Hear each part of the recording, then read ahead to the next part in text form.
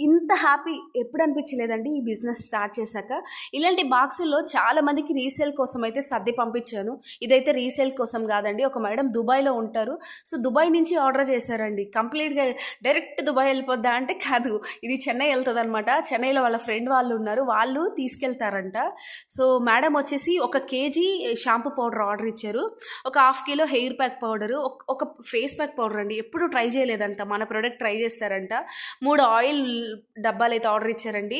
1 KG pure పసుపు కొమ్ములు తాడిచ్చిన పసుపు పంపించమని అడిగారు. మేడం అడిగారు. నేనైతే ఖచ్చితంగా నో చెప్పలేదండి. మొత్తం అయితే ప్యాకింగ్ చేసేసాను. మేడం అయితే ఒక చిన్న కండిషన్ పెట్టారండి. 3 to 4 డేస్‌లో చెన్నైకి అయితే చేరాలండి. మళ్ళీ ఫ్లైట్ ఉంది అన్నారనమాట. సో, మా వారైతే వర్షం అని కూడా చూడకుండా చకచకా ప్యాకింగ్ అయితే చేసేసాను. తీసుకెళ్ళి నెల్లూరులో ఇస్తాను. నెల్లూరు నుంచి 1 డేలో చెన్నై వెళ్తుంది. అంటే మేడం చెప్పింది 4 డేస్, మేమైతే 3 డేస్‌లో పంపిస్తున్నాం అనమాట. సో, ఇట్లుంటుంది మాతోటి. వెంటనే ఆర్డర్ చేయండి.